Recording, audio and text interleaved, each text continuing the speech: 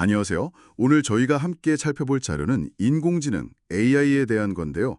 특히 AI가 왜 실수를 하는지, 그리고 왜 스스로는 그걸 모르는지, 그 오류의 구조를 좀 깊이 파헤쳐 보겠습니다. 자료 보니까 AI는 뭐랄까, 사람이랑 좀 다르잖아요. 논리나 의미를 파악하는 게 아니라 그냥 엄청나게 많은 데이터를 보고 거기서 패턴을 배우는 방식이더라고요. 이걸 귀납적 추론이라고 하죠. 뭐 예를 들면 사과 사진을 수천 수만 장 보면 아, 이런 게 사과구나 하고 특징을 배우는 식으로요. 근데 이 방식 얼핏 보면 괜찮아 보이는데 좀 허점이 있다고요. 어떤 점일까요? 네, 맞아요. 그 학습 방식에 중요한 약점이 두 가지 숨어 있어요. 자료에서도 이걸 딱 짚어내는데 첫째는 AI가 이건 사과가 아니야 이런 거 있잖아요. 부정의 개념. 이런 발례를 명확하게 배우지 못해요.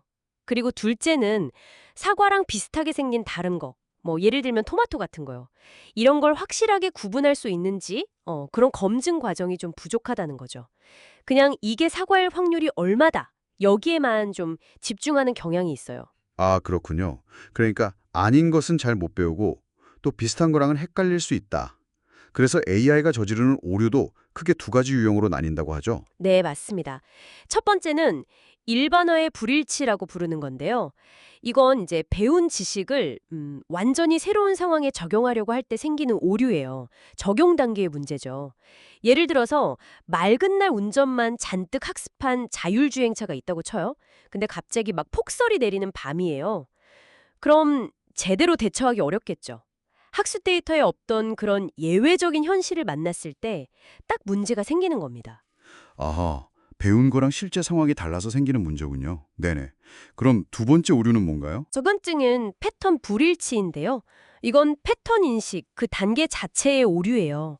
그러니까 학습한 패턴 자체가 좀 불완전하거나 경계가 모호해서 비슷한 걸 잘못 알아보는 경우죠. 자료에 나온 예시처럼 잘 익은 빨간 토마토 사진을 딱 보여줬는데 AI가 이거 사과인데? 이렇게 판단하는 상황. 그런 걸 생각하시면 쉬워요. 사과 패턴이랑 토마토 패턴이 너무 비슷해서 그 경계가 좀 불분명할 때 생기는 혼동이죠. 여기서 진짜 흥미로운 지적이 나오던데요. 보통 생각하면 데이터를 많이 배우면 배울수록 AI가 똑똑해지니까 오류가 줄어야 할 것 같은데 이 자료는 오히려 그 반대일 수도 있다? 더 위험해질 수 있다고 경고하잖아요. 이건 왜 그런 건가요? 네, 그 지점이 정말 중요합니다. 사실 더 많은 데이터를 학습한다는 건 그만큼 더 많은, 더 다양한 패턴을 익힌다는 뜻이거든요. 근데 이게 양날의 검이 될 수가 있는 거예요. 왜냐하면 적용해야 할 상황의 종류도 그만큼 늘어나잖아요. 그러면서 학습 데이터에 없던 예외적인 상황이랑 부딪힐 가능성, 그러니까 일반화의 불일치 위험은 오히려 커질 수 있고요. 또 동시에 비슷한 패턴들이 너무 많아지면 패턴들 사이의 경계가 오히려 더 흐릿해질 수 있어요. 그래서 패턴 불일치, 즉 잘못 구분할 가능성도 같이 높아지는 거죠. 아하, 그러니까 AI가 아는 게 많아질수록 더 똑똑해질수록 뭐랄까 잘못된 확신을 가질 가능성도 함께 커진다. 이런 얘기네요. 좀 역설적인데요. 맞아요.